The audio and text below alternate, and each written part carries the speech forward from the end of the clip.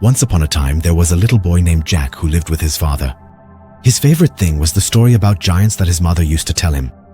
According to that story, in ancient times, some monks who wanted to reach God found magical beans. But the beans didn't reach the sky. Instead, they led to the land of the giants, Gantua. These wild giants come down to earth and burn villages. They eat people. Just like Jack, the little Princess Isabel also loves this story. When her mother tells her about the two-headed leader of the giants, Isabel says she's not afraid. So her mother continues.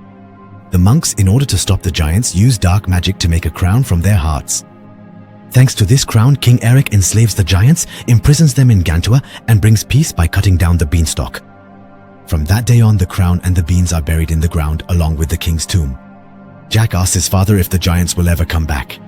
His father smiles and says they will never return again. At the same time, Isabel's mother says that King Eric really did exist, because Isabel is his descendant. When the girl says she secretly saw his tomb, her mother realizes she has been sneaking around the castle. Since she will be queen one day, she wants her to get to know the world and make it a better place. Meanwhile, after Jack's father leaves the room, the little boy continues reading the book. In the story, it is written that one day the giants will return to fight the humans and kill the last descendant of King Eric. 10 years pass and Jack grows up. His uncle asks him to sell his horse in the city. When Jack goes to the market, the theater catches his attention. The play on stage is the story of King Eric and the giants. He finds himself staring at a beautiful girl sitting in the crowd. The girl notices him too. After a while, some men start harassing the girl. Jack can't stand it and intervenes, but he gets beaten up. Still, he doesn't give up. At that moment, a royal guard arrives. The men immediately scatter. The girl jumps on her horse and rides away. Jack doesn't understand why everyone is kneeling. Because that girl is Princess Isabel. When Jack leaves the theater, he realizes his card has been stolen. Meanwhile, at the palace, Roderick and his assistant Vic are discussing marriage plans with the princess. Without noticing, they accidentally let a monk pass through the door. Shortly after, Roderick is horrified when he enters the treasure room. The magic beans are missing. Only King Eric's crown remains. He immediately gives the order, close the city gates, find that monk. But the monk has already arrived at the market where Jack is. Jack wants to sell him his horse, but the monk has no money. Instead, he gives Jack the magic beans he has. Jack doesn't really believe the monk's offer, but the monk says the beans are holy relics and that if Jack takes them to the monastery, they'll be worth a lot of money. He then warns Jack, don't lose these beans and never get them wet. While Jack is thinking, the monk takes the horse and runs away, but Vic and his men go after him. He is caught shortly after. Meanwhile, Princess Isabel returns to the castle and apologizes to her guard, Elmont. Jack's uncle, on the other hand, is furious with Jack for trading the horse for a few beans and tells him he needs to stop acting like a child. At the same time, in the palace, the king scolds the princess for going out without her guards. Jack's uncle angrily throws the beans onto the table and says he will sell the belongings left by Jack's parents. Jack begs him, but it doesn't help. At the same time, Isabel tells her father that she wants to get to know her people, but the king refuses. He says he doesn't want to lose her and that she will marry Roderick and stay in the palace. Disappointed, Isabel leaves the palace that night. At the same time, Roderick and Vic interrogate the monk they have captured. The monk says that the beans were created with dark magic and can never be controlled. Roderick gets angry and kills him. During the storm, Jack worries because his uncle still hasn't returned. Meanwhile, Isabel loses her way in the rain and sees a light coming from Jack's house in the distance. Just as Jack is about to go outside, there's a knock at the door. Isabel is standing in front of him. He invites her inside. They start to chat. However, the rain outside is moving toward one of the magic beans on the ground. The two of them talk about books and adventures. Jack says he fought at the market to defend her honor, but they both pretend not to know each other. Eventually, Jack makes it clear that he knows who she is. Isabel smiles and thanks him. At that very moment, the bean under the house begins to sprout, but neither of them notices. Jack hands the princess the book about giants and wishes her luck in finding what she's looking for. Suddenly, the house starts to shake. A giant stalk tears the house from its foundation and lifts it up toward the sky. Jack is thrown outside. Isabel is trapped inside. Jack climbs back up, trying to reach the door. When the door opens, he almost falls. Jack grabs Isabel's hand but can't hold on and falls down the beanstalk. As he falls, the bracelet that belonged to the princess's mother remains in his hand. He reaches the base of the stalk safely but passes out. In the morning, the king arrives with his soldiers, finds Jack on the ground, and asks why he has the bracelet. Jack explains what happened. Elmont, the guard who recognizes him from the market, gives Jack a chance to explain himself. The king assigns Elmont and Roderick to the task. Together, they will search for the princess. Jack, Elmont, Roderick, and the soldiers begin to climb the enormous stalk. However, Roderick has a secret plan. Jack asks Elmont what he thinks is up there. Elmont doesn't believe in giants and thinks Jack is just trying to impress the princess. He tells Jack that even if Isabel doesn't marry Roderick, she wouldn't marry someone like him either. Halfway up, another guard named Kron helps Jack, but the young man loses his balance and falls. They save him. But during the climb, some of the soldiers lose their lives. Roderick doesn't even care about this. By the time they reach near the top, only 6 people are left. The next day, they reach above the clouds. Isabel is not there. So they decide to enter the land of the giants. Roderick asks Jack for the remaining magic beans. Jack gives him his bag, but secretly hides 1 bean. Elmont and Kron find the direction signs Isabel carved into the tree bark. While following them, Jack finds Isabel's book. But when he sees the broken branches, he realizes that something dragged her away. Elmont immediately gives the order and they split into 2 groups. As Jack, Elmont, and Kron move forward, they see a flock of sheep. They approach quietly but unknowingly walk into a trap. Just as they're trying to escape, heavy footsteps are heard in the distance. They free themselves from the trap and hide. One of the giants appears and swallows a sheep in a single bite. Then it catches Kron's scent and quickly changes direction. Kron starts to run, but the giant catches up to him in just a few steps. Just as the giant is about to eat Kron, Elmont draws his sword and attacks the creature. He stabs the sword into the giant's leg but is thrown to the ground with a single punch. The giant grabs Elmont and Kron, throws them over his shoulder, and walks away. Jack sees everything from a distance and secretly follows them. Meanwhile, the other group has reached the waterfall. The guard tells Roderick, "You stay here, I'll find the other way."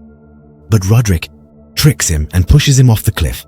Just then, a giant appears, grabs Vicky, and swallows him in 1 bite. Then another giant appears, but Roderick acts quickly and saves himself by showing King Eric's crown. Jack secretly follows the giants and reaches the city where they live.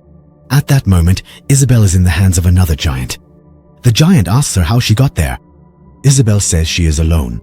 However, the 2-headed giant General Fallon realizes that she is a descendant of King Eric. He immediately notifies his soldiers and shows them the humans. Shortly after, the other giant brings Elmont and Kron. Fallon interrogates the 2 of them. When Kron talks back, the giant swallows him in 1 bite. Jack hears this but quietly approaches to avoid being caught. Fallon threatens Elmont, saying he'll eat the princess if he doesn't talk. Just then, Roderick appears. He is wearing the magical crown on his head. Seeing the power of the crown, all the giants, even Fallon, kneel before him. At first, Elmont feels relieved, but he quickly realizes Roderick's true intentions. With the power of the crown, Roderick declares himself king of the giants. While Isabel looks on in horror, he gives his command. "You are my army now. At dawn, we will descend to the surface and conquer the world." Fallon gets angry, but obeys under the crown's influence. Meanwhile, Jack enters the giant's treasure room, filled with loot. Then he hears Isabel's screams. The giant cook is preparing to cook her. Elmont is about to be thrown into the oven as well. Jack enters the room. He tries to open Isabel's cage but can't unlock it.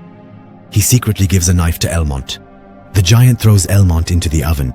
Luckily, Elmont manages to escape from the dough. Meanwhile, the giant returns, takes Isabel out of the cage and raises his knife to chop her up. Without hesitation, Jack plunges the giant's kitchen knife into his back. Elmont steps in front of Isabel to protect her. The giant staggers, crashes into the wall, and then collapses to the ground. Elmont looks at Jack in astonishment. He can't believe a human has killed a giant. He nods in admiration and says, "I know a way out of here." The king, standing by the beanstalk, asks the general if they should cut the stalk. The king hesitates. The general says that the stalk is not only a way up, but also a way down. While the king wonders what might come down from above, in Gantua, Roderick orders the giants to wait at the end of the stalk and to descend together when the others arrive. While Jack cleans Isabel's wound, Elmont quietly remembers his lost friend. Isabel feels guilty and says that everything started because she ran away. Jack reminds her that if she hadn't run away, Roderick would have taken over the kingdom without warning. He comforts her and tells her that she can change the world when she becomes queen. As the 3 of them move along the river, they find a giant sleeping at the edge of a cliff. Jack suggests waking him up with a beehive. They quietly approach, place the hive on the giant's helmet and hide. When the bees start buzzing around, the giant panics, stumbles and falls off the cliff. Isabel and Jack hug each other, and Elmont doesn't like this closeness. Then Elmont says he'll take care of Roderick. He reminds Jack to take the princess and that he is now a protector. Isabel says goodbye and starts to descend with Jack. Below, the giant who fell from the cliff crashes to the ground. When the king sees this, he orders the stalk to be cut.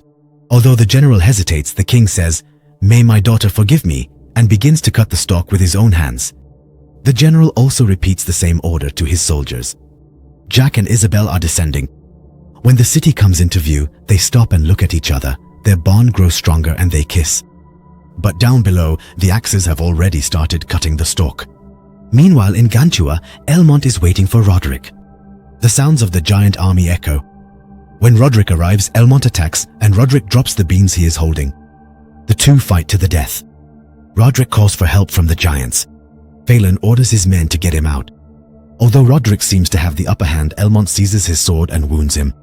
With one last move, Roderick pushes him to the edge of the cliff. The giants break through the ground and reach the tunnel. Roderick is dead, but the crown falls into the hands of the giants. General Phelan puts on the crown and becomes the new king of the giants. Down below, the soldiers finally manage to cut part of the stalk. The giant structure shakes and begins to crack. Jack and Isabel, who are above, feel the tremor. As the stalk begins to collapse, a giant shadow falls over the soldiers below. Jack tells Isabel to hold on tight. Elmont saves himself by jumping onto the top of the stalk at the last moment. General Phelan watches the collapse of the stalk from a distance. As Jack and Isabel are falling, Jack uses a branch like a rope. They swing away from there together. The part where Elmont is standing topples all the way to the palace and destroys part of the walls. Elmont saves himself by jumping at the last moment.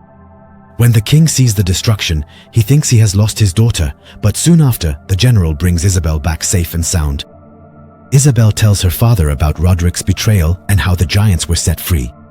The king feels deep regret. Jack quietly walks away from there. When Isabel realizes that he has left, the king goes after him and, saying that no amount of thanks is enough as a father, rewards him. A while later, Isabel appears dressed in armor. As she says goodbye to Jack, he gives her the Book of Giants as a keepsake. Isabel mounts her horse and returns to the palace with her father. Meanwhile, in Gantua, General Phelan finds the last remaining magic beans. He throws them into the pond and the beans immediately sprout. The giants start climbing even before the stalks have fully grown. Phelan gathers his army and descends to the surface with them. On the surface, Jack finds his horse. He sees the giants approaching and immediately rides toward the palace to warn the king. Soon after, the giants reach the gates of the kingdom. Jack has the monk at the monastery ring the alarm bell and runs to the king. Together with Isabel, they see that the giants are coming. Everyone flees in panic, and the giants kill the soldiers one by one. Phelan goes directly after the king. When one of the giant stalks collapses, their advance slows down. Elmont quickly organizes his army, preparing the archers and boiling oil. As the giants chasing Jack approach the city, Elmont lures them into a trap. The king crosses the bridge and enters the city, then raises the bridge. Jack jumps across at the last moment, but Phelan leaps with him. Elmont acts quickly and pushes Phelan, causing the giant to fall into the boiling oil. The other giants approach the bridge, while Phelan survives the burning under the water. Elmont finds Jack and Isabel again. He tells the king that the crown is now in the hands of the giants. At that moment, the giants hurl a massive bell onto the bridge and start climbing into the city with grappling hooks. The king orders Isabel to go to her room and light the signal fire to warn the kingdoms. He tells Jack to protect her. While Elmont and the soldiers fight to defend the bridge, Isabel and Jack move through secret passages. They make their way beneath the royal tombs, past King Eric's grave, and reach the palace chambers. Just as they arrive, the ground begins to shake. A giant hand reaches up from beneath the ground. It's General Phelan. As Jack and Isabel try to escape, he smashes through the wall and chases after them. Even though the army fights with all its might outside, the giants are unstoppable. Every part of the city is filled with fire and destruction. General Phelan catches Isabel's scent. Jack and Isabel hide among the cloaks in the king's chamber, but the giant finds them. The two of them run up a narrow staircase. Phelan punches through the wall and comes after them. The giant reaches out and grabs Isabel, and as Jack tries to save her, both of them end up trapped in the giant's hands. Fallon is about to swallow Jack. Jack pulls out the last magic bean from his pocket and throws it into the giant's mouth. The bean instantly sprouts.